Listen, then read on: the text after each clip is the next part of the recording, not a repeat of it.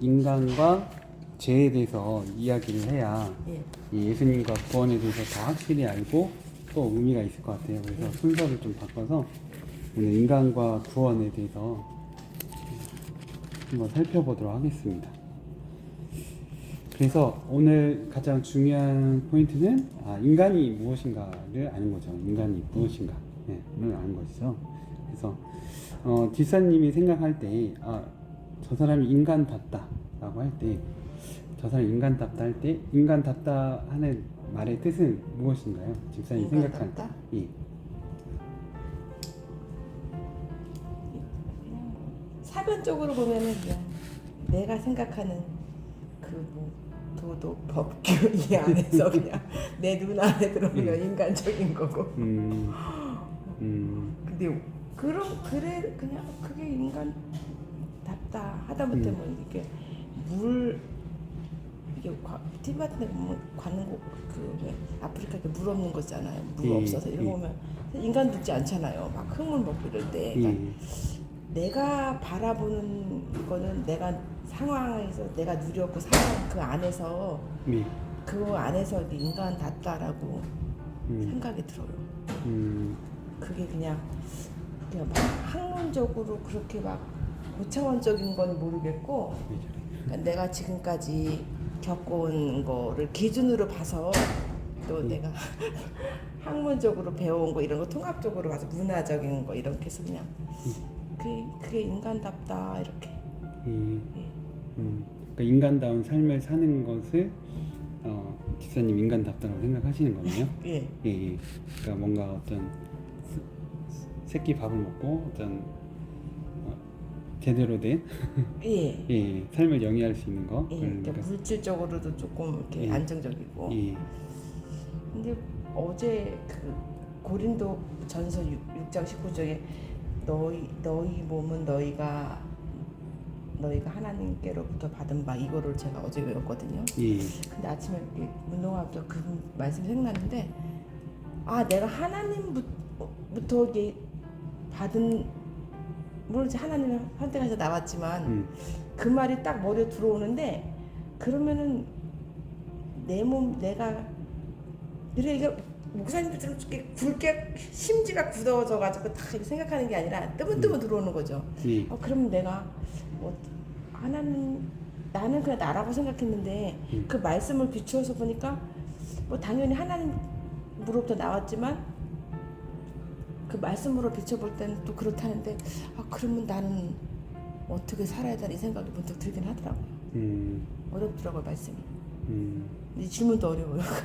심오한 질문을 주시면. 심오한가요? 인간답다 그냥 가벼운 질문인데. 아니에요 목사님. 인간답다 할 때 그럼 관계적인 부분에서는 어떻게 생각하시나요? 저 사람과의 관계. 인간다운 저 사람 이렇게 지내보니까 저 사람 인간다운 삶이다. 참 인간적이다. 하는 그런 분 있나요? 저 사람 인간적이다. 근데 표면적으로는 나랑 이해관계가 원만하면 그냥 인간적이라고 생각을 해요. 근데 그 속은 속과 겉이 사람들 뭐 저를 포함하여 속과 겉이 그렇게 뭐 같이 가는 것 같지는 않더라고요. 그러니까 뭐 어떤 기준이 있어서 그걸 통해서 내가 기준인 거죠. 내가 생각하는 게 아니라 나랑 뭐 관계가 좋으면 저 사람 인간적이구나. 그게 좋게 그렇게 생각하신다는 거죠. 그렇죠. 나랑 관계가 아니 어느 날 내가 인사를 하면 그렇게 뭐 붙는 듯 마는 이러던 사람이 어느 날 내가 인사를 했는데 예 하고 그 답에 그 진심을 꾹 눌러가지고 인사를 하더라고 저한테. 예 하면서 그런데 근데 거기에 엄청 알아서면 원장님 있었거든요. 지나가고 계셨는데 2년 동안 저한테 그렇게 한 번 탄 적이 없어요. 근데 그걸 보면서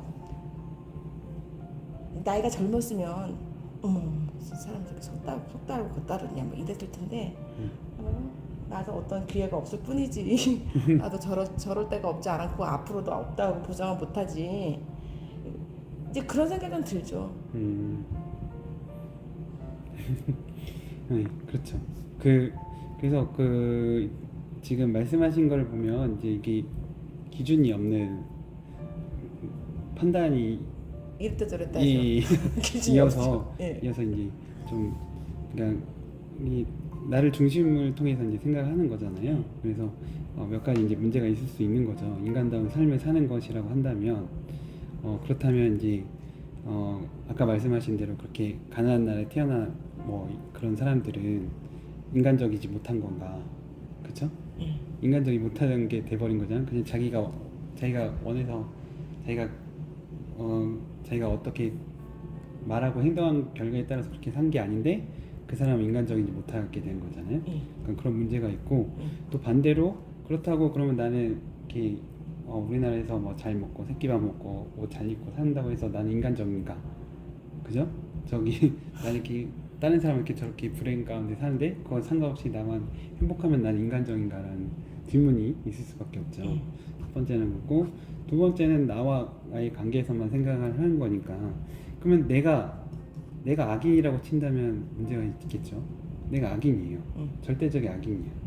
그러면 내가 악인이라면 내 악인과 친한 사람은 다 인간적인가요? 그러니까 예를 들어서 그럼 이게 제가 만약에 도둑이면 그런 것 같아요. 만나는 사람은 도둑. 그게 초록과 동색이라고 못 벗어나는 것 같더라고요. 그러니까 예를 들어서 히틀러 같은 사람이 있는데 히틀러가 이제 자기 친한 사람과 구별을 많이 했잖아요. 특별히 그런 독재자들은 자기 친한 사람과 친하지 않은 사람, 나에게 충성하는 사람과 나에게 적대적인 사람을 구별을 되게 많이 한단 말이죠. 그럼 나에게 충성하고 맹목적으로 따르는 사람은 다 인간적인 사람인가요? 아닌 거잖아요. 그렇죠. 예. 그래서 이건 좀 문제가 있는 거죠. 저 오늘 문제 있는 사람 됐어요. 그러니까 인간에 대해서 생각하는 부분에 있어서 아주 편협적이에요. 문제가 되는 생각인 거죠. 네, 저 문제 있습니다 오늘. 그래서 근데 우리가 이제 사실 인간은 어떻게 말로 정의할 수가 없죠. 인간이라는 것을 어떻게 딱 인간은 이런 사람이야라고 정의하기가 상당히 어렵죠. 그 이유는 뭐냐면 인간은 단순히 육체, 그러니까 다른 동물과 같이 육체만을 가진 존재가 아니잖아요. 그죠? 보면 분명히 구별돼요. 동물 중에 한 동물이긴 하지만 생물학적으로 따지면 한 종이긴 하지만 근데 다른 동물과 전혀 다른 존재적인 차이도 분명히 가지고 있잖아요. 그죠? 그래서 예를 들어서 뭐 사람들은 문화를 만들고 또 시간에 따라서 이렇게 다른 또 고도의 문명을 이렇게 또 발달시키기도 하고 이렇게 여러 가지 부분들이 있기 때문에 다른 존재인 건 분명하단 말이에요. 그래서 인간에 대해서 어떤 이렇게 특별히 정의 내리기 어렵죠. 그래서 그 이유가 이제 무엇일까?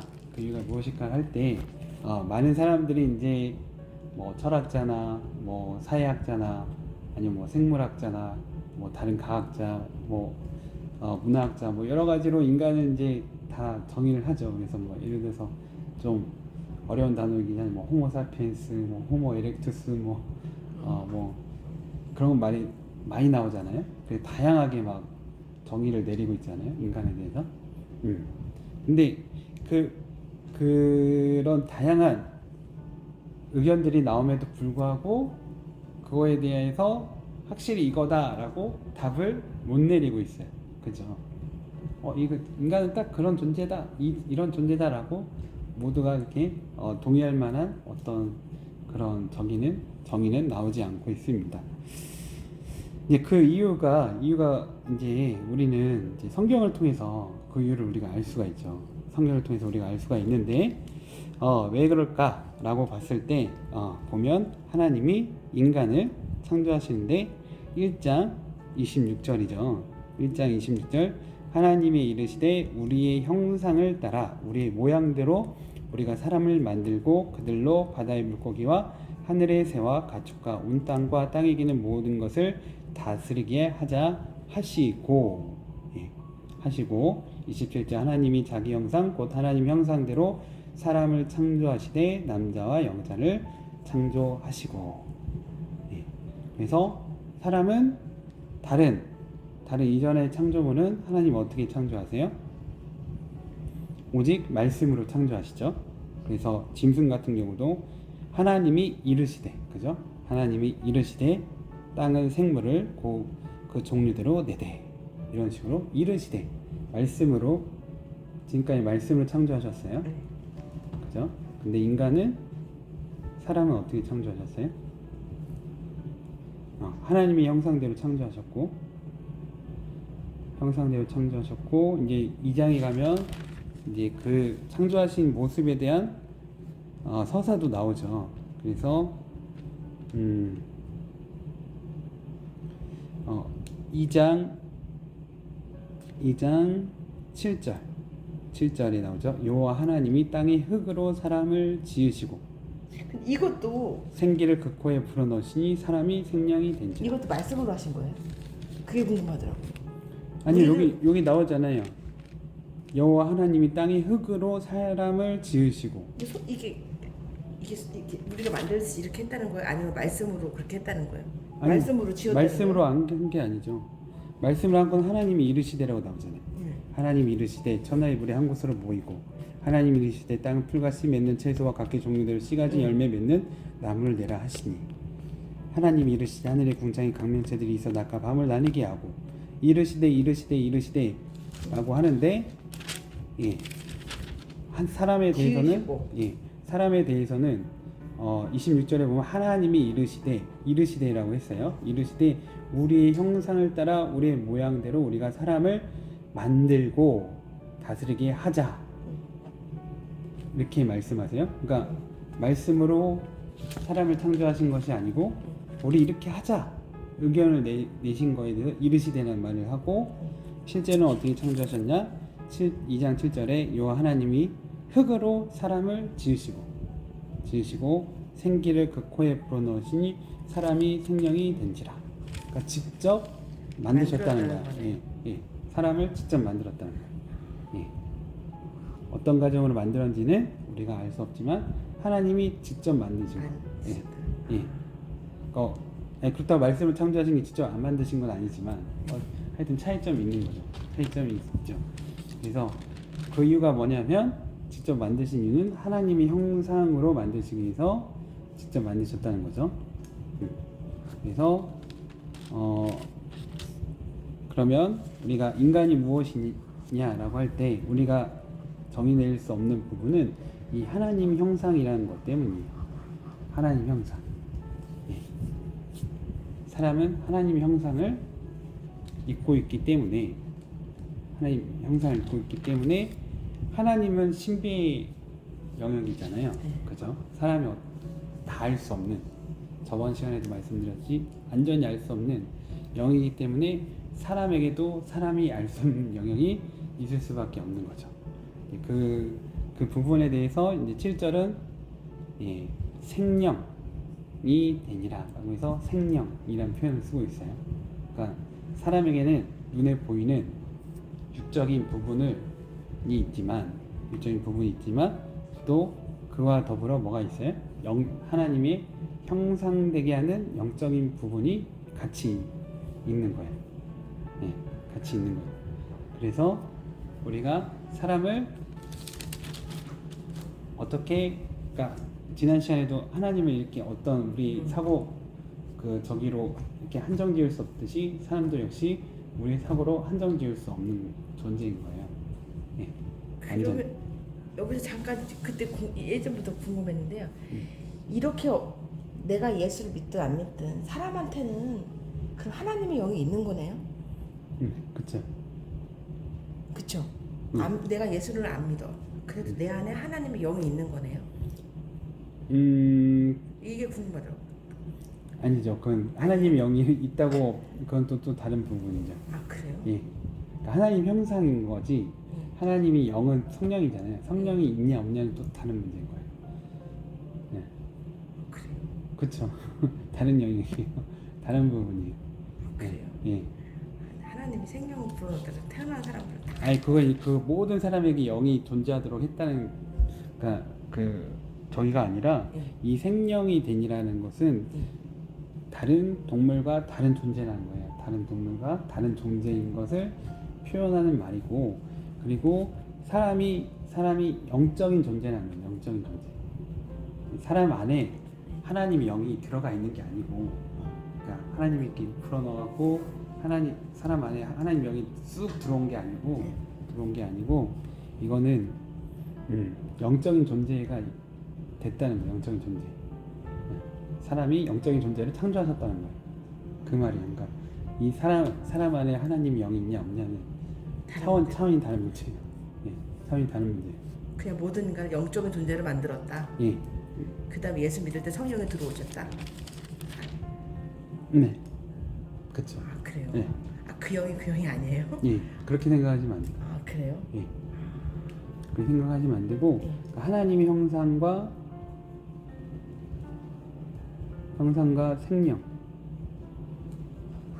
이게 좀 같은 선상에 두고 봐야 되고 좀 다른 의미긴 하지만 또 다른 의미도 있긴 하지만 이 두 가지를 같이 생각하시면서 해서 그래서 그러니까 여기서 생명 살아있는 영이라고 했을 때 그거는 어떤 하나님의 영이 이렇게 저기를 해서 뭐 이렇게 초자연적으로 그 사람을 컨트롤하고 이런 뜻이 아니에요.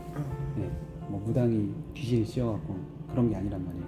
그런 게 아니고, 네, 그런 게 아니고 어떤 사람이 영적인 존재로서 그 다른 동물과 다르게 주체적인 역할을 부여한 거예요. 하나님께서.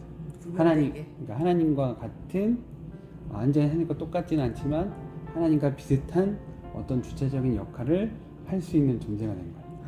그러니까 선택권이 있는 거죠. 사람은 자기 인생을 선택할 권한을 하나님께서 주셨다라고 볼 수 있는 거예요. 네. 그러니까 하나님과 같은 절대전지한 그런 주체성은 아니지만 하나님께서 인간에게 어쨌든 자기의 그런 것을 주셨다. 비슷한 부분들을 나눠주셨다라고 보는 거죠. 그래서 우리가 인간에 대해서 완전히 이렇게 인간은 뭐다라고 정의할 수 없지만 그럼에도 우리는 또 같은 인간으로서 인간을 바라보기 때문에 그래도 어느 정도 우리는 인간이 어떤 존재인가를 우리가 알 수는 있죠. 그래서 아까 말씀하신 대로 뭐 그런 이야기를 할 수 있는 거죠. 할 수 있고 그러면 우리가 성경을 통해서 그러면 인간이 정말 인간이 무엇인가 하나님이 창조하신 인간의 원래 모습은 무엇인가를 한번 우리가 봐야 되거든요. 그래서 하나님의 형상인 인간, 하나님의 형상된 인간이 무엇인가 고민을 좀 해봐야겠죠. 하나님의 형상된 인간이 뭐라고 생각하시나요? 집사님은? 그러니까 원래 하나님께서 창조하신 쉽게 말하면 아담과 하와는 어떤 사람이었을까? 아담과 하와는 또 살던 데도 완전했고 병도 없었을 것 같아요. 그리고 되게 똑똑했을 것 같아. 이름도 막 지었으니까. 그렇죠. 그러니까 완전한 그야말로 천국이 걷던 것 같아요. 그 당시에는. 근데 집사님 생각은 사실은 지금 세상적인 가치관으로 생각하고 있거든요. 다 한계예요. 영적이지 못해서. 우리 세상에서 볼 때 사람들이 이렇게 멍청하고 똑똑하고 이 정도가 있는데 그 정도에서 제일 똑똑한 게 하나님의 형상. 여기 세상에서 보면 사람들이 약한 사람도 병에 잘 걸린 사람도 있고 면역이 높아서 건강한 사람도 있는데 아주 건강하고 병에 안 걸린 사람 이렇게 보자는 거잖아요. 제가 보는 거기는 그냥 뭐 모든 것이 그냥 부족하지 않고 그러니까 우리가 생각하고 내가 보는 시선에선 그래요. 뭐 육체적으로나 정신적으로나 풍성한 그런 시대였던 것 같아요 그때가. 근데 우리 뭐 나는 인정하고 싶지 않은데. 근데 집사님 생각에 저는 반론을 제시하고 싶은데 그럼 사람이 네. 모든 게 풍부하면 네. 풍족하면 선하게 사나요? 지금은 아니죠. 지금. 풍성하게 하면 그 사람이 되게 인간적인가요? 아니 그렇진 않아요. 네. 그렇지는 않은데. 네. 아니 뭐 하나님이 다 만들어 놓고 사람을 만들었을 때는 다 넘치고 좋지 않았을까요? 그러니까 그런 넘치고 좋은 부분이 무엇일까? 이게 보면 예. 저희들이 한번 건물 쭉 한번 둘러봤거든요. 예. 둘러보면 뭐 특별한 뭐 사항은 없어요. 그냥 예. 현재 시설되어 있는데 그런 대로 잘 되어 있어요. 예. 되어 있는데 지금 현관에는 아까 저기 아까 수십만 있죠. 저기 위층에 수십만이 5층이나 6층이나 수십만이 있더라고요. 예. 거기에 안전관리자 현황표가 부착이 안 되어 있어요. 나중에 이게 이 건물 사설 소방업체에서 점검하실 때 네. 그 현황표 그분들한테 만들어 달라고 하면 만들어 주거든요. 예. 그때서 한번 현황표하고 월별 점검표하고 작성해서 비치하시면 돼요. 예. 월별 점검표는 하고 빛에 계세요? 있어요. 네, 그렇게 하시면 되고요. 뭐 특별한 다른 사항은 뭐 이상 없는 걸로 했거든요. 예. 그렇게 하고 선생님 성을 한번 써주시고, 전화번호, 기기 한번.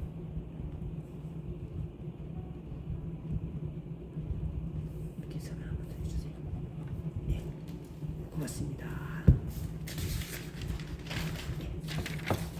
다음에 또 기회 되면 뵙겠습니다. 네, 수고하십시오. 성경적으로 보면은 우리를 하나님을 찬양하고 하나님을 기리고 영광스럽게 하기 위해서 우리가 지어졌다고 하잖아요. 예.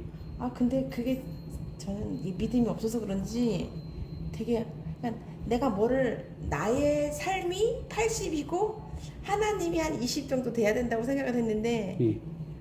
그 얘기를 막 듣는데 나가 있고 하나님이 있다고 생각하면 안 되는데 그 삶이 너무 답답한 거예요. 왜요? 나와 하나님 있는 게 왜요? 이렇게 인간적으로 그러니까 내가 내 삶을 살다가 그러니까 내가 예배를 드리고 뭐 하나님 사랑해요 뭐 이렇게 말할 수는 있고 찬양은 하는데 문득 아니 그러니까 다 가짜 않나 내 믿음이 이런 생각도 들고 아니 그러니까 그래서 왜인가를 질문해야 되는 거예요.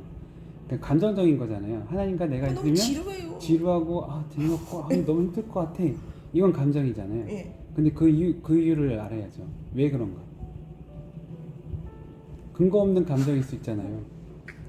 왜인가를 알아야죠. 모르겠어요. 문득 그 순간 그런 생각이 들더라고요. 그러니까 내가 늘 그런 건 아닌데 어떤 말씀이 딱 읽을 때만 어떤 말씀을 들으면 이렇게 살아야 돼.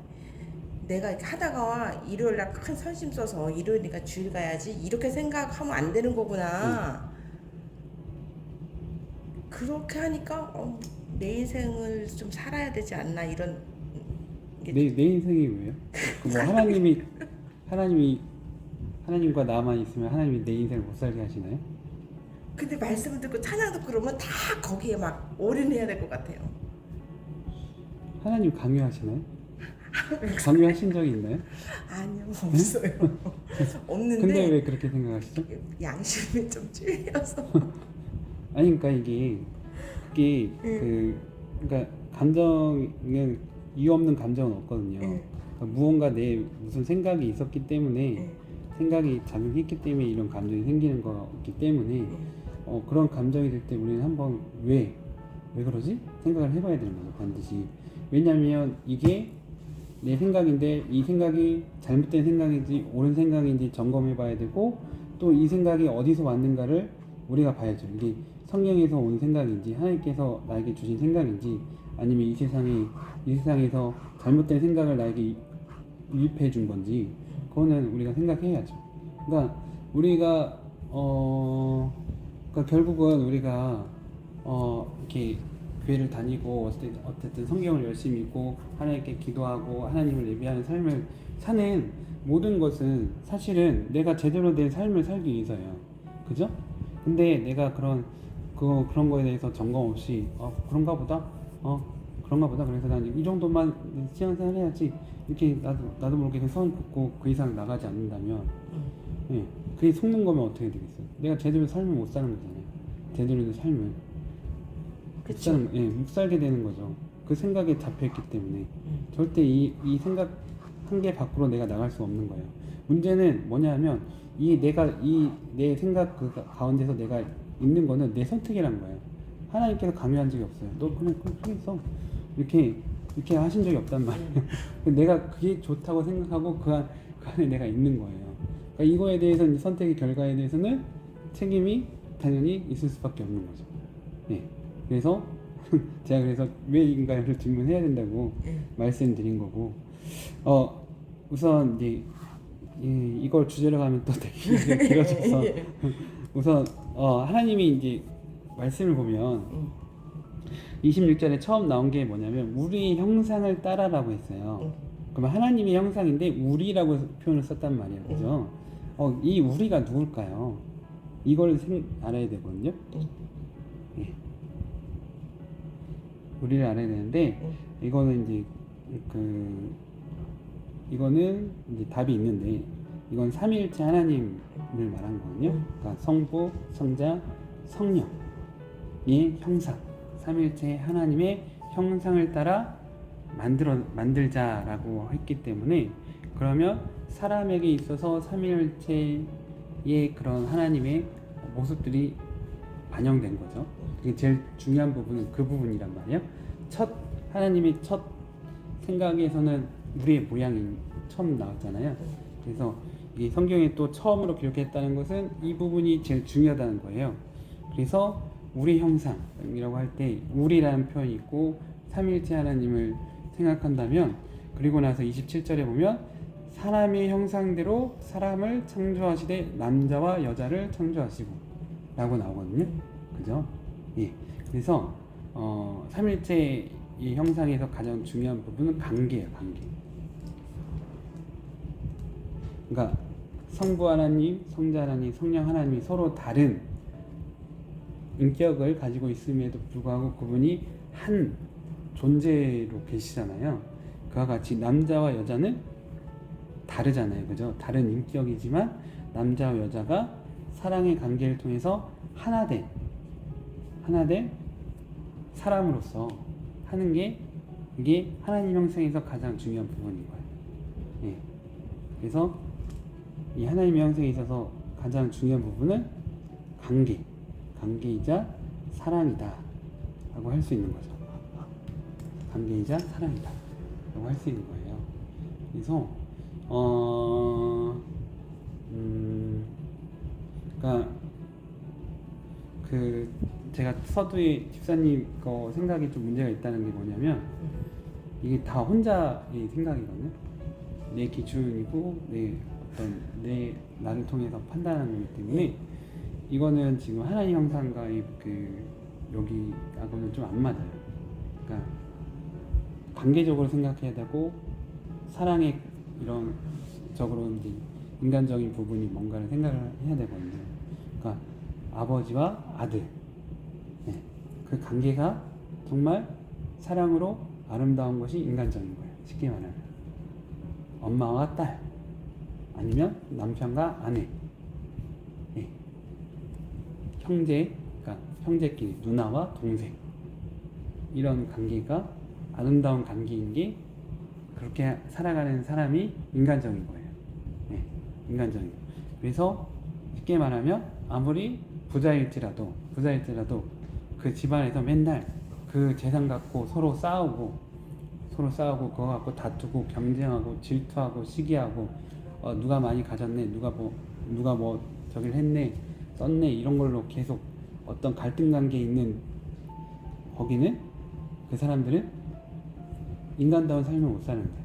반면에 정말 내일 한 끼를 걱정할 정도 가난할지라도 그 조그만 거 콩 한 쪽 얻었는데 서로 먹으라고. 너 먹어. 동생이 형 먹어. 아니 형은 너가 어리니까 너 먹어. 아니 형은 우리 집안에 뭐 가자니까 형이 먹고 힘을 내야지.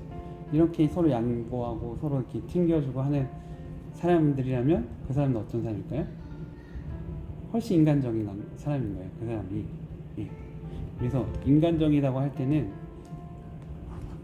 관계, 사랑, 이게 하나님 형상 가장 첫 번째 중요한 요소예요. 인간적인 부분에 있어서. 네. 그러면은 우리가 아니라 나는 이렇게 하나님은 신이라서 따로 있고 나는 인간이라서 이렇게 생각했는데, 그러면 하나님과 나도 물론 신이긴 하지만 그게 나랑 어떤 관계가 있나 이렇게 생각을 해야 되는 거네요. 예, 그렇죠. 관계적으로 생각해요. 관계적으로 하나님과 생각해라. 나의 관계적으로 생각해야 돼요.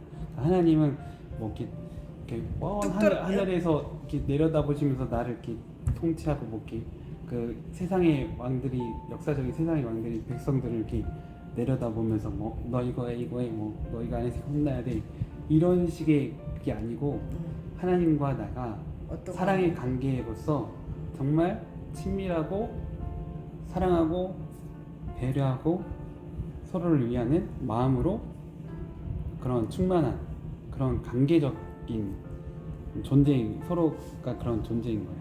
네. 그래서 이제 그거에 따르면, 그렇기 때문에 사람은 사실은 하나님과의 뗄래야 뗄 수 없는 거예요.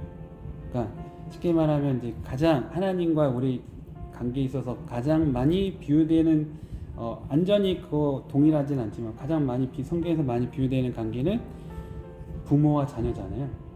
하나님과의 우리 관계에 있어서 부모와 자녀잖아요.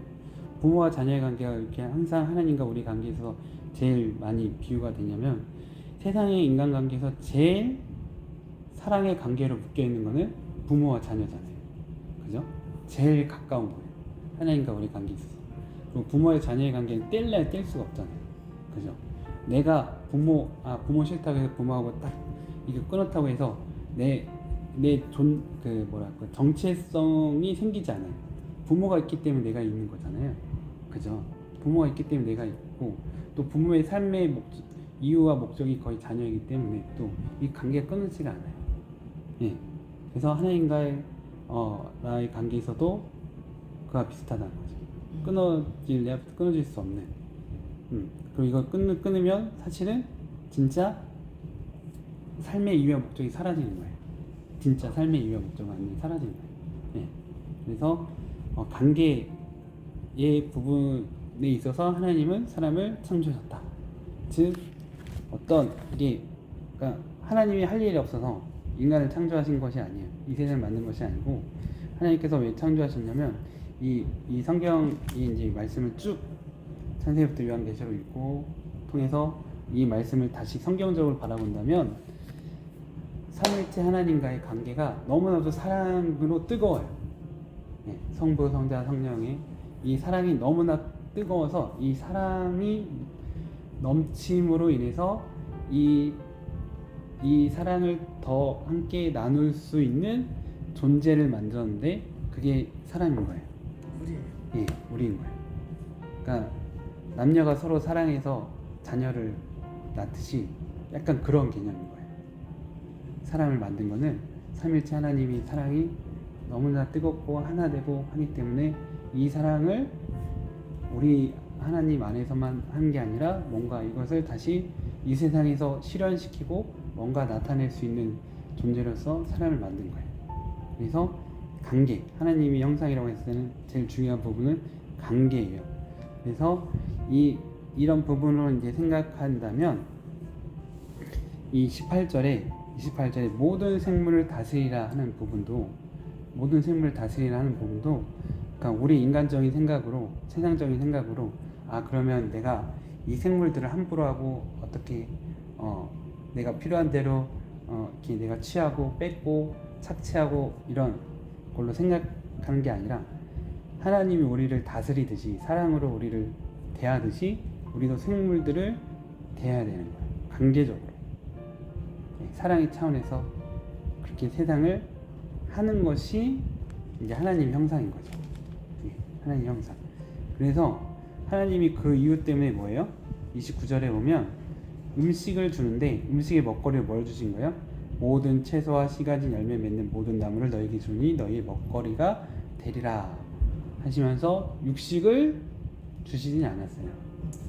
처음에는. 그리고 뒤에 보면 인간이 타락 후에 너희가 죄를 지음으로 인해서 안 먹을 수 없으니까 육식을 허락하는 게 나와요. 예, 그래요? 예, 뒤에 나와요. 노아 때 말한 것 같은데. 예, 원래는 허락을 안 하셨어요. 채소, 식물만 먹도록 하셨어요. 예, 왜냐하면 이 관계적인 부분으로 하나님 형상 인간을 창조하셨기 때문에. 그래서 항상 우리가 살아갈 때 있어서 생각해야 될 것은 나 혼자 이 세상에 존재하는 게 아니라는 거예요. 내가 옆에 사람이 있으니까 내가 존재할 수 있는 거고, 이 사람 때문에 내가 살아갈 수 있는 거고, 또 세상에서도 세상에 이런 뭐 식물과 동물과 태양과 이런 달과 바람과 물이 있으니까 내가 살아갈 수 있다. 그러니까 서로 간의 밀접한 관계에 있어서 내가 같이 살아가는 거예요. 함께 살아가는 거예요. 존재임을 그게 하나님 형상인 거예요. 예. 다 관계적으로 밀접한 관계 가운데 존재로 이렇게 하나님이 우리를 창조하셨습니다.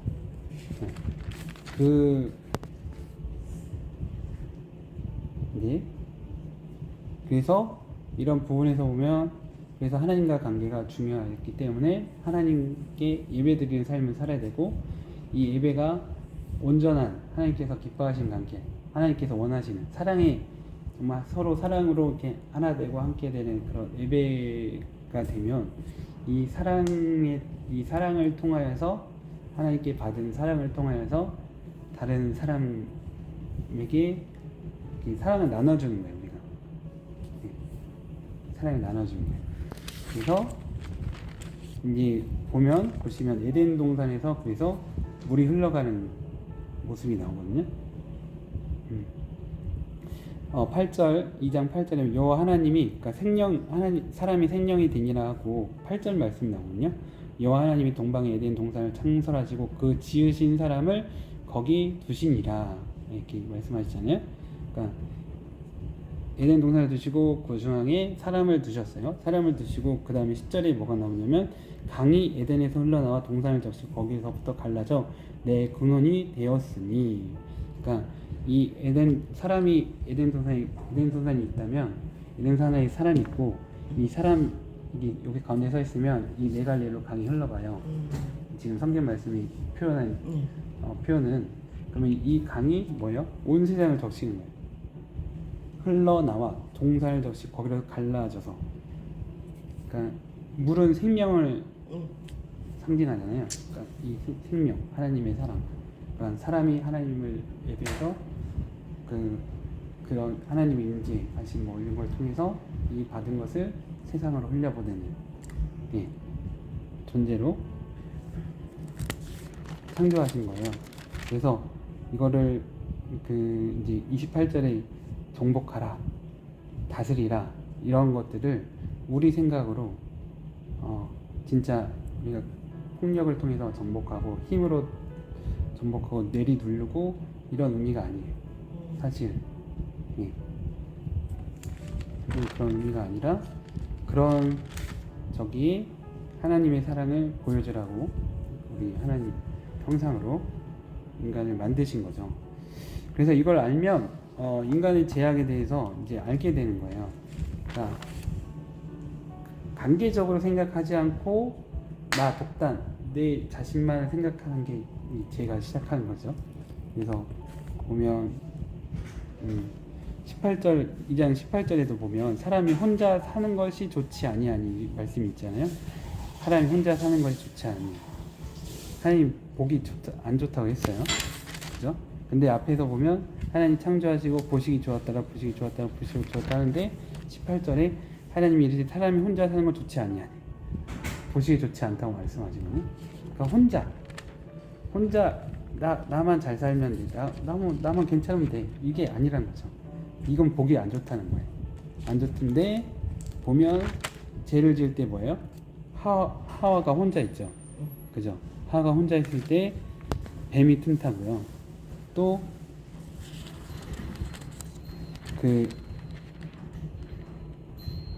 이제 뱀이 말하는 것이 뭐예요? 너희가 하나님과 같이 될 수 있다. 예. 그러니까 관계적인 부분을 다 떠나고 너가 진짜 너가 성공해야지. 너가 잘 돼야지. 이렇게 주시시키고 있단 말이에요. 예. 그래서 이제 죄를 짓고 그 죄가 결국 세상을 타락시키고 그 하나님의 나라를 망가뜨린 거죠. 그 죄가 망가뜨린 게 된 거죠. 그래서 뒤에 보면 다 죄들이 그런 거예요. 내 중심, 이기심, 내 욕심, 내 탐심, 나의 교만 다 뭐예요? 나만 생각하는 거잖아요. 그죠? 모든 생각의 출발이 나만 생각하는 게 죄의 근본이다 라는 것을 알 수 있습니다. 그래서 뒤에서 보면 이제 최초의 살인도 나오잖아요. 가인이 형이 동생을 죽이는 진짜 비극적인 사건이 일어나는데 그것도 뭐예요? 그 원인이 뭐예요? 보면 가인이 생각하기를 나의 재물은 하나님께서 받지 아니하고 아벨의 제사와 아벨의 재물만 하나님 받으신다. 그래서 분노하는 거거든요. 네. 그러니까 내가 동생보다 더 나아야 되는데 하나님이 더 동생을 인정하는 것 같네.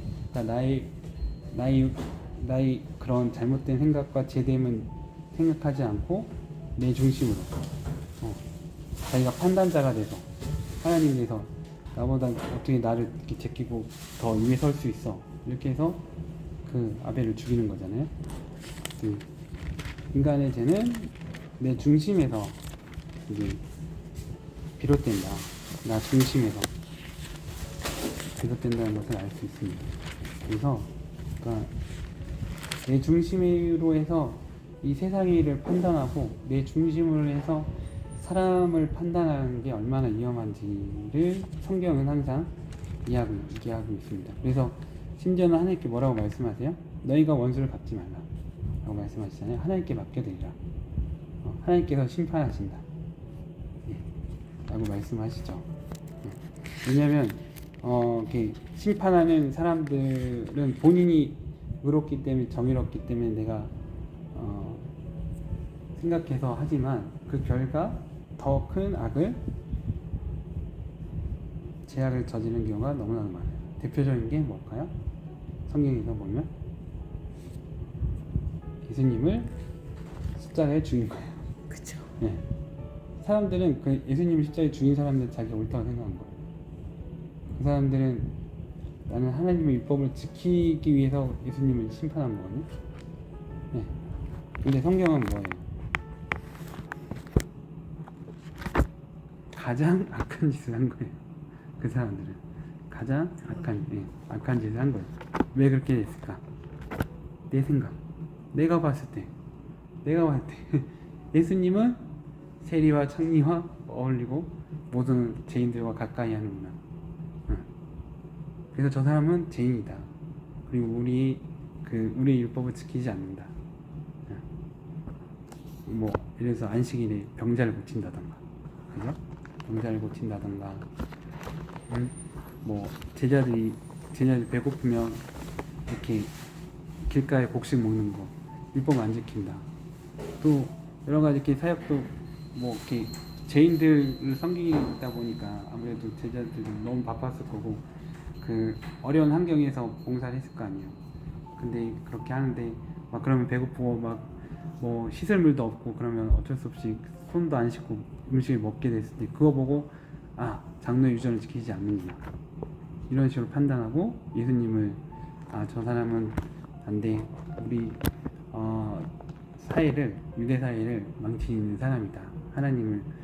하나님을 제대로 알리지 않는 사람이다. 잘못된 저기를 사상을 심어주는 사람이다 라고 판단하고 예수님을 죽인 거잖아요. 네.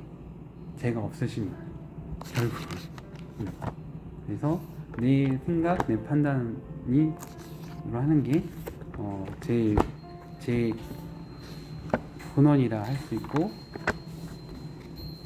이영하다는 것을 성경은 말해주고 있습니다. 그래서 그 하나님과의 관계와 소통 가운데서 우리가 살아가야 돼요. 그게 안 됐을 때 사람은 선악과를 먹었거든요. 하나님과 소통을 안 하고 관계가 단절된 상태에서.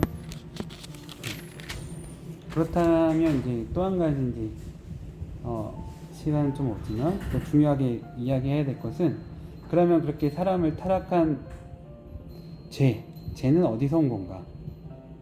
악은 어디서 온 건가? 나한테 왔는데 내가 나한테서 온 거야. 그러니까 그 뱀이 나타나서 이야기했다고 하는데, 이게 진짜 뱀이에요. 이렇게 꼼꼼한 그 뱀을 말하는 거예요. 근데 이게 궁금해. 이게 얘가 진짜 뱀인지 아니면 악한 그거를 뱀으로 한 건지. 이 스네이크예요, 진짜 뱀? 성경은 스네이크라고 나와요. 아 그래요? 예. 동물? 예, 동물 뱀으로 나옵니다. 예, 뱀으로 나오고, 근데 이제 이게 상징 언어인지 아니면 실체를 지칭하는 말인지는 알 수가 없죠. 예, 알 수가 없네. 영적으로 들리지 않았을 것 같은데. 얘가 말을 하지 않는 이상? 그래서 이제 그거를 한번 지금 이 시간에 좀 나눠보려고 하거든요. 지금 시간이 이것도 막 깊이 들어가면 되게 며칠 지금 문득 네. 목사님 얘기 안 했으면 네. 그냥 뭐 이럴 수가 했는데, 얘가 진짜 뱀인가? 이게 아니면 영적으로 그 사악한 그런 걸 비교해서 한 건가? 궁금해져서 순간적. 근데 이제 성경에서는 이제 그런 악의 기원이나 네. 그런 부분에서는 우리에게 알려주지 않고 있어요. 그래서 뭐라고 단정지어서 답을 말할 수 없어요. 그리고 그 답을 말하면 그건 교만이고 잘못된 교만해봐야 목사님.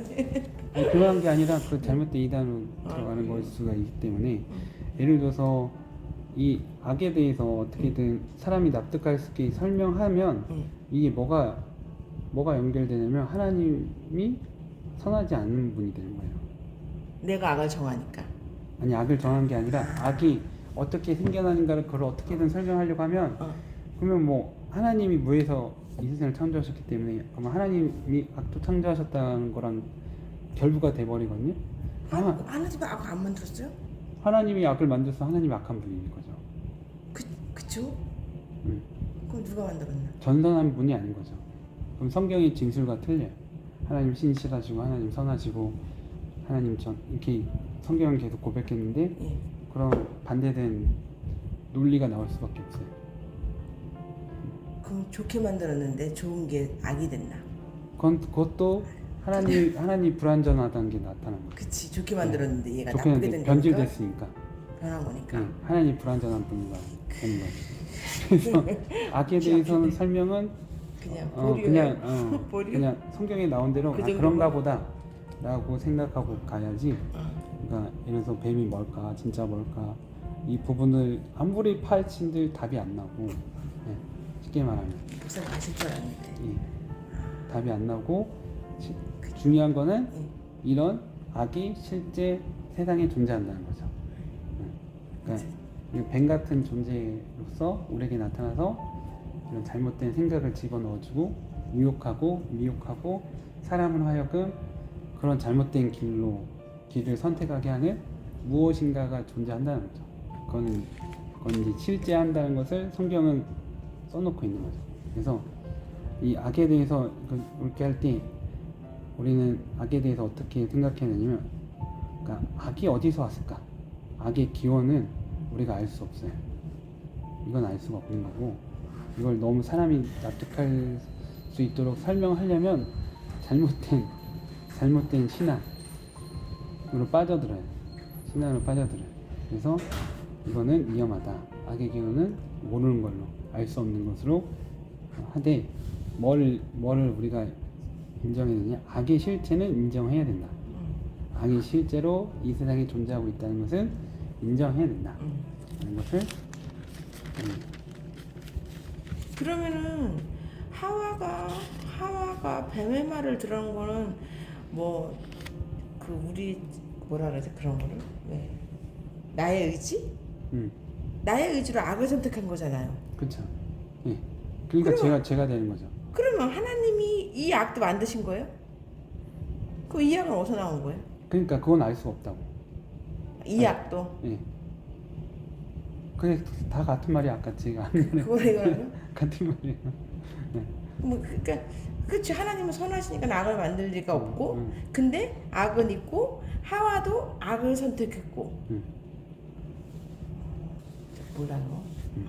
악의 기능은 설명할 수 없다는 거죠. 악이 어디서 왔느냐는 알 수가 없는 거죠. 사람은 알 수 없는 거예요. 하나님은 선하신데 악을 만들 리가 없지. 근데 하와는 그러니까 한 가지는 확실한 건 하나님이 악은 만든 건 아니에요. 악은 만든 거 아니에요. 그러면 하나님이 악한 하나님이 돼요. 그러니까 모든 악한 사건에 대해서 하나님 책임이 돼요. 그쵸. 네. 그러니까 인간의 죄악에 대한 책임은 다 사라져 버리고 하나님이 그렇게 악을 창조하셨기 때문에 이 세상이 이 모양인 거고 하나님께서 그렇게 악이 이렇게 하도록 그냥 놔두셨기 때문에 하나님 무능한 하나님이 되는 거고 모든 게 다 하나님 책임이 이상한 하나님이 되어서 사실 그러다 보면 신앙의 의미도 사라져 버려요. 그럼 그런 하나님 뭐하러 예배를 하고 우리가 하나님 뭐하러 믿을 것이며 뭐하러 성경을 볼 것이며 모든 것이 다 사라져요. 다 사라지기 때문에 하나님이 악을 창조하셨다는 것은 절대 아니다. 그런 것을 봤을 때는 절대 아닌데 악은 실제한다. 라는 것을 이해해야 됐고 뭐 이거에 대해서는 이제 많은 신학자나 철학자는 이제 고민을 많이 했어요. 답을 말한 사람이 있어요. 아니 답은 없다니까요. 그래요? 답은 없고 이제 하나님이 창조 안 하셨는데 어떻게 악이 있느냐라고 할 때 이제 어떤 사람은 악은 이제 무다 무이다 그러니까 없는 거다 이렇게 그렇게 그 태초도 보면 빛이 있으라 했다는 거는 어둠이 있었다는 거잖아요, 그렇죠? 그러니까 그 어둠을 물어보는 거예요. 그래서 그게 악이다라고 생각하는 사람도 있어요. 근데 그것도 근데 그렇게 보면 또 하나님이 막 완전하신 것도 아니네요, 그렇죠? 네, 그것도 하나님의 이제 전지전능성을 좀 해치는 거라서. 그렇죠. 예. 그래서 어쨌든 악에 대한 설명은 뭘 하든지 어렵고 하여튼 이제 중요한 거는 이제 하나님께서 그 악을 반드시 심판하시겠다고 요한계시록 이제 마지막에서 재림 때 완전히 심판하시고 완전히 제거하신다고 약속은 하고 계시죠. 예. 그 악에 대해서 완전히 심판을 없앤다고 약속을 하고 계시고, 그래서 이 악의 특성이 조금 사실은 창세기 1장에도 나오고 있어요. 그래서 보면 2절 이제 악의 이제 일반적인 형태에 대해서 말씀하고 계신데 혼돈하고 공허하며 흑암이 깊음이 있다. 예. 이게 악의 형태를 좀 보여주는 말씀이에요. 그래서 악은 혼돈한 것이고 막 어질러지고 막 지저분하고 더럽고 이게 악이라는 거죠. 공허. 예. 그러니까 삶의 의미가 없는 거예요. 공허. 악은 창세기 무의미하게 만드는 거예요. 예. 악은 창세기가 단순하게 무슨 그냥 뭐 창조됐네 이게 아니네요. 이 안에 많은 것들이 예, 많은 세계에 대한 많은 것들을 담고 이야기하고 계시고, 예. 그리고 흑암, 예. 그 어떤 미래적이고 소망적인 게 아니고, 예. 그거에 대해서 반미래적인, 보이지 않는 그런 거죠. 근데 그런 이 악의 존재 가운데서 실제가 있는데 하나님이 어떻게 하세요? 그 위에 운행하신다. 그리고 그 가운데 빛이 있으라 하심에 어떻게 되죠? 이 악이 사라지는 거예요. 빛이 있으라 하니까 사라지고, 그리고 이 악을 하시는 데 있어서 하나님께서 하신 일은 나누시는 거예요. 첫 번째. 그죠? 4절에 나누시고, 나누신 후에 그러니까 혼돈하잖아요. 혼돈한 거, 혼돈한 그런 것을 하나님께서 다 구별하신단 말이에요. 선한 것과 악한 것을 구별하세요. 구별하시고 그 다음에 뭐예요? 공허하잖아요. 공허하신 거에 뭐예요? 그 다음에 채우시는 거예요. 그것을.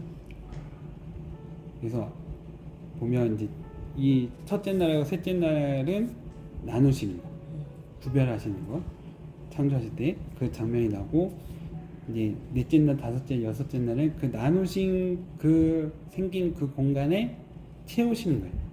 그래서 이제 빛과 어둠을 나누셨잖아요. 나누셨으니까 이제 넷째 날이 되는 거죠. 이제 거기서 뭐예요?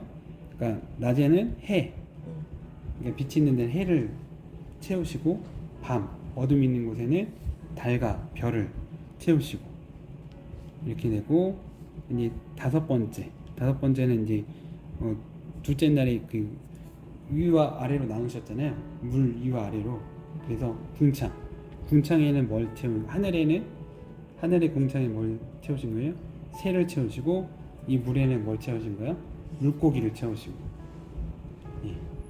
그리고 여섯째 날은 뭐예요? 셋째 날에 물과 땅으로 나누셨잖아요. 그러니까 땅에 있는 것에 짐승과 마지막으로 사람을 창조해서 채우신 거예요. 그래서 우리가 그 성전, 제사 같은 데 할 때도 처음에 뭘 해요? 속죄를 하잖아요. 속죄. 나의 죄를 속죄하고, 그러니까 구별된 후에 하나님께 나가서 하나님을 찬양하고 하면 하나님의 임재하신 가운데서 임재하신, 그러니까 뭐 모세 이제 뭐 거기 보면 이제 하나님의 구름 기둥 임하심으로, 그러니까 충만하게 이제 사람을 채우시는 거예요. 그러니까 이런 것을 통해서 우리는, 그러니까 예배를 어떻게 드려야 되는지도 알 수 있는 거죠. 예. 구별됨 필요하고, 구별된 가운데서 채우신다. 구별된 후에 채우신다. 그래서 이제 내가 하나님의 형상으로 관계적인, 그러니까 인간적인 그 사랑의 존재가 되기 위해서는 어떻게 될까요? 그 내 중심적인 사고, 내 중심적인 판단, 내 중심적인 그 인생의 목표 추구, 이런 것들을 내려놓고 그런 세상적인, 그런 뱀이 말하는 너가 잘 돼야지, 너가 하나님까지 돼야지, 너가 성공해야지, 이런 생각과 구별되어서 하나님께 나가면 하나님께서 복을 주시사, 그러니까 1장 28절에 말씀하셨죠. 복을 주시는 거, 채워주시는 거예요. 복을 주시서 생육하고 번성하도록, 땅에 충만하도록 해주시는 거죠. 이게 하나님께서 우리를 창조하신 목적인 거죠. 예. 잘못된 세상과 악으로부터 우리를 구별. 그러니까 구원이라는 말이나 뭐 이런 교회 그런 단어, 모든 그런 원어 따지면 세상에 우리가 섞여 있어요. 세상에 막 제약과 뭐 사람들과 섞여 있어요. 그 가운데 우리를 끄집어내시거든요. 끄집어내셔갖고 구별하신 거죠. 구별하셔서 의의 옷을 입히시고, 그 우리에게 그 하나님의 복과 은혜를 충만하게 주시는 게 이제 구원, 그런 단어에나 이런 거 다 들어가 있거든요. 그래서 우리가 하여튼 그런 세상의 잘못된 생각, 사상, 뭐 문화, 그런 것부터 우리 자신을 분리가, 이번에 뭐 여름 행사 그 저기잖아요. 이 세대를 본받지 말라. 네. 그 세대. 예. 로마서 말씀. 그래서 그렇게 하나님께서 우리에게 말씀하신, 본받지 말고 그 세상과 구별될 것에서 하나님을. 근데 그 구별이요, 목사님. 네. 만약에 그래도 이제 하나님 하나님 구별하시는 거잖아요. 네. 그럼 하나님이 구별하실 때는 우리가 구별하는 거랑 다른 거잖아요. 우리가 저 사람 좋아, 참 신실해 이래도 하나님 것이 아닐 수도 있는 거죠. 아니 그쵸. 예. 우리 왜 구별하고 그러니까 이 구별 어떻게 그건 설명해야 돼? 남 얘기를 하고 싶은 게 하고 싶어서 남 얘기를 하려는 게 아니라 내가 나를 보면 알잖아요. 내가 나를 보면 아는데 때로는 남을 통해서 나를 볼 수도 있잖아요. 근데 사람이 이제 좀 목사님 오해하시면 안 돼요. 제가 내가 참 잘나서 그런 게 아니라 교회 안에와 교회 밖에 사람이 다르더라고요. 그럴 수 있죠. 저도 그렇지. 등산 가면 올라가고 내려오든 간에 어쨌든 그 가운데서 만나는 사람들은 사랑이 넘쳐요.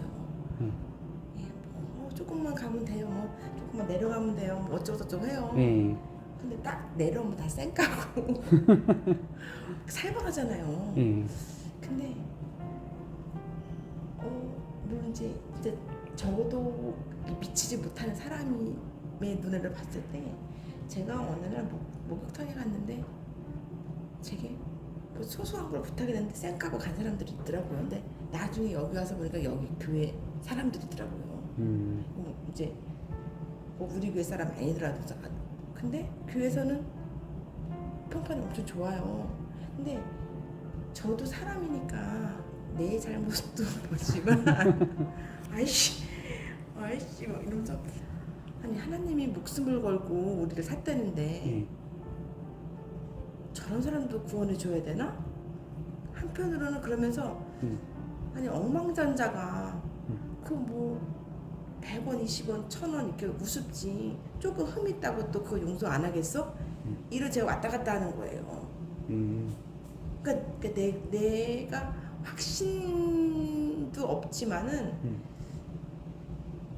이제 내가 나만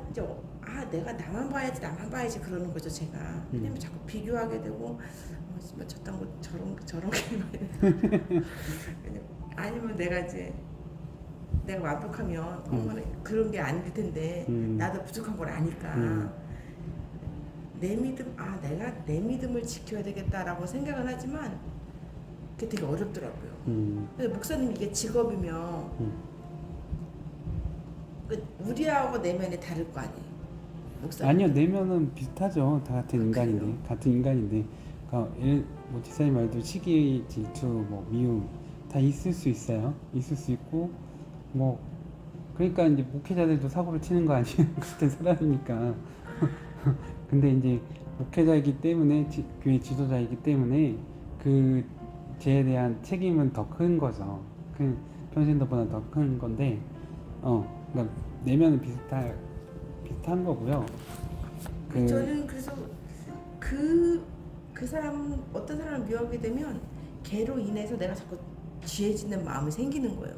걔를 그 사람을 평가하고 비교하고 이러면서 걔를 미워하는 거를 통해서 내가 죄를 짓고 있더라고요. 걔를 미워하고 정죄하고. 그러니까 그게 세상적인 생각과 시각들이 우리 가운데 너무 뿌리 깊게 자리 잡고 있어서 문제. 그러니까 세상적인 시각과 이런 건 뭐냐면 서열을 매겨요. 등급을 매기고 어떤 줄을 세우고 이런단 말이야. 다. 그래서 이 사람은 우리 도덕적으로 깨끗하고 좋은 사람, 이 사람은 낮은 사람, 뭐 이런 식으로 쭉 매겨서 이런 사람 어떻게 구원 받을 수 있어? 이 사람 당연히 천국 가겠지. 이제 이렇게 하는 건데 하나님이 그렇게 보실까요? 그러니까 어떤 사람은 날 보고 그럴 거 아니에요. 저 그러니까 천국 간다 이럴 수도 있잖아요. 그러니까 하나님 그렇게 보실까요? 이렇게 등급을 매겨서 서열화 시켜서 이렇게 보실까요? 그러니까 바리새인이 그렇게 생각한 건데 바리새인이 그렇게 보와 같이 하나님께서 우리를 바라보고 계실까요? 이 세상 사람 모든 사람들 이렇게 보실까요? 하나님은 아니시죠. 하나님은 그렇게 안 보실 거예요. 네, 그러니까 예수님이 이 세상에 와서 하신 일들이 그런 일들이잖아요. 예. 그런 서열이나 등급이나 사람들이 이렇게 줄을 세웠던 그런 것을 깨셨단 말이에요. 그러면 그 왼수도 천국 간다는 얘기잖아요. 그러니까 천국을 가고 안 가고는 그 사람의 믿음인데 예. 그런 싫은- 가능성은 다 하나님께서 열어주셨다는 거죠. 싫은 거지 그 왼수가 가는 게. 열어주신 거죠. 열어주신 건데 예. 하나님께서는 그 모든 가능성을 열어주신 건데 그런 부분에 있어서 그러니까 그 이제 예수님께서 베드로에게 하신 말씀이 있잖아요. 그러니까 베드로가 그 내가 너를 사랑한다 3번 묻고 계속해서 베드로에 대한 그런 치유하시고 뭐 그러니까 힘을 주시고 네 양을 치라라는 그런 진짜 예수님의 그 교회에 대한 그런 치리권 이런 부분들을 베드로에게 넘겨주셨음에도 불구하고 베드로가 한 질문은 뭐예요? 저 옆 사람은 어떻게 됩니까? 이 경쟁의식이 있는 거예요. 예. 항상 사람의 마음에 경쟁의식이 있는 거예요. 그때 예수님 뭐라고 했어요? 상관없다. 네 할 일 해라. 네 할 일 해라. 근데 자꾸 신경 쓰여요. 저거 싫으면. 그러니까 이게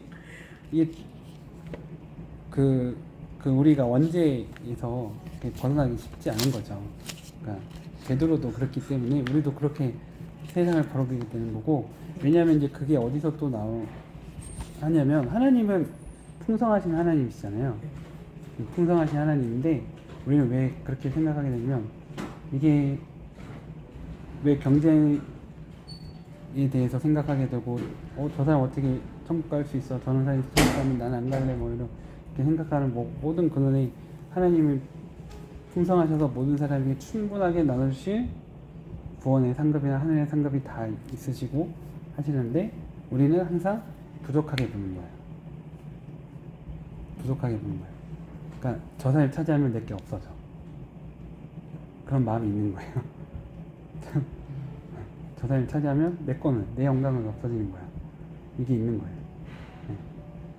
근데 그 사람들은 하나님께서 봤을 때 그 사람은 그 사람 몫으로 하나님이 주실 거고, 또 내가 어쨌든 믿음으로 살려고 한 노력한 부분에서 하나님 다 아시고 거기서 충분한 보상을 주실 거예요. 이 사람이 잘 되고 마는 건 상관없이. 그쵸. 네. 근데 우리는 그 생각 못 하는 거야. 저 사람이 가져가면 내 거 뺏기는 것 같아. 네. 잘못된 생각이죠. 세상이 주는 잘못된 생각인데 왜 그런 생각이 계속 잠재될 수밖에 없냐? 그러니까 세상의 악이 그런 세상으로 계속해서 이제 만들어 왔기 때문에, 그러니까 쉽게 말하면 우리가 평생을 경쟁 구도에서 살았기 때문에 그런 거죠. 그러니까 내가 대학 들어가면 다른 사람이 떨어지고, 반대로 내가 떨어지면 다른 사람이 대학에 붙고, 내가 원하는 저 취직 자리에 내가 들어가면 어떤 사람은 또 떨어지고, 이런 계속 경쟁 구도 가운데 살았기 때문에 그게 너무 되게 각인돼 있는 거예요. 각인돼 있는 거예요. 근데 하나님 나라는 그런 세상과는 완전히 다른 세상이다. 충분히 네, 충분히 내 모든 것으로 하나님의 복으로 채우고서 넘쳐서 이렇게 흘러가는 것이 하나님 나라다. 네. 그래서 그래서 그런 얘기를 많이, 그런 설교에서 그런 예화를 많이 들으셨을 텐데, 그러니까 진짜 부자는 저거 작아요 하고 해도 화를 안 내요. 그죠? 진짜 부자는, 진짜 많은 사람은 저 목걸이 작아네 사람들이 화를 안 내는데 어떤 사람이 화낸다고 그래요? 그러니까 막 힘들게 어렵게 해가 모아갖고 목걸이 하나 있는데 그거 작아라고 하면 그런 사람은 막 버럭 화를 낸다고 하잖아요. 그런 예화 많이 들으셨을 거 아니에요? 아니 처음 들었어요 지금. 처음 들었어요? 네. 많이 하시는데. 아 그래요? 네. 처음 들었어요. 가진 것이 많은 사람은 세상에 그런 적이나 별로 개의치 않아요. 신경 쓰지 않아요. 네. 근데 내 것이 이렇고 이걸 지켜야 된다고 생각하는 사람들은 세상에 그런 적이 되게 민감하죠. 네. 세상이 그런. 목사님 미워하는 사람 없을 것 같아요. 목사님이 누구를 미워하는 일은 없을 것 같아요. 아니 미움 생기죠. 그리고 이게 세상이 뭐 저한테 다 저기 하지는 않잖아요. 친절하진 않잖아요. 모든 사람이. 저에 대해서 적대적인 사람이 있어요. 그래요? 예, 있어요. 아니 목사님 다원적이신데. 안 그래요? 적대적인 사람도 있고, 이제 그런 적대적인 사람들은 저 당연히 미움이 생기죠. 생기는데, 이제 그런 것을 이제 말씀의 연단이나 훈련을 통해서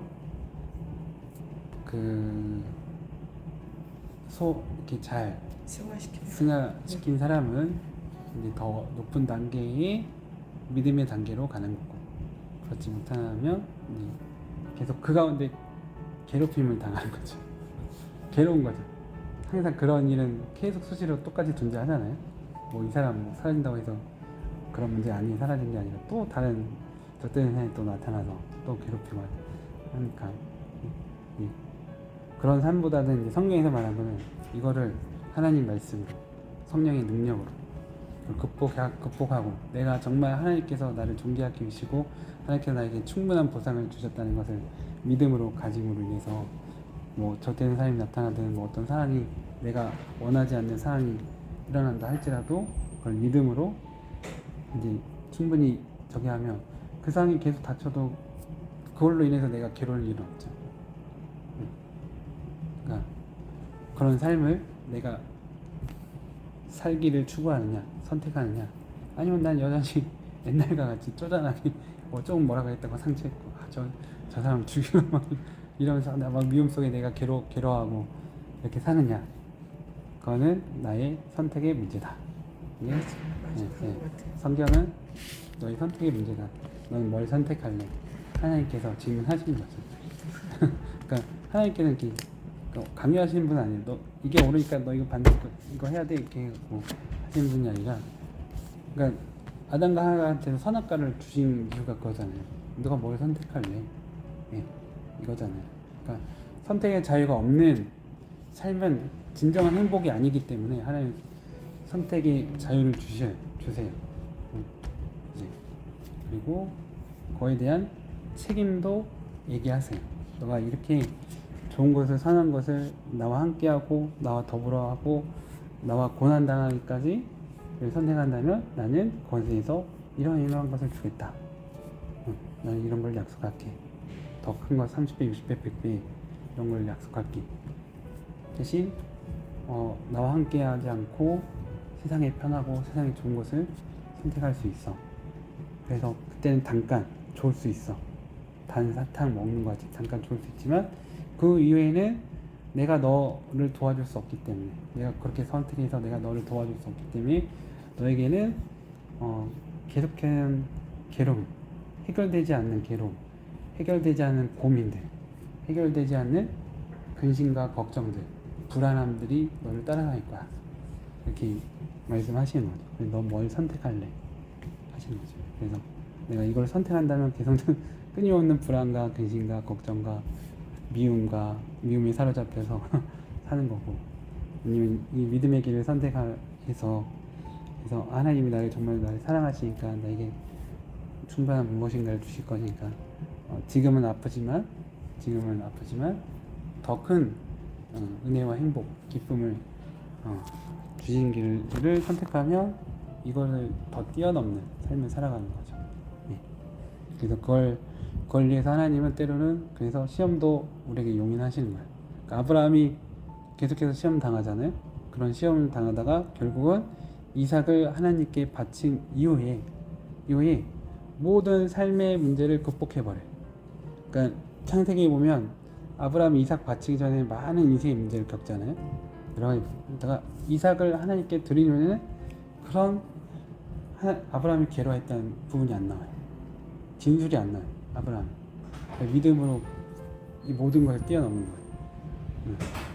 그러니까 이삭을 가장 아끼는 이삭을 하나님께 드릴 정도의 믿음이 되니까 이 모든 전에 나를 정말 괴롭혔던 모든 문제가 이 모든 에서 완전 밑으로 들어가는 거죠. 그래서 오늘 말씀에도 나왔지만 그래서 정복하라는 건 이거죠. 믿음으로 정복하라. 그러니까 이게 완전히 막 제거하고 없애고 이런 게 아니라 그냥 이거의 권세보다 더 큰 능력을 내가 갖는 거야. 믿음을 내가 갖는 거. 이게 그 성경이 정복하다는 의미인 거죠.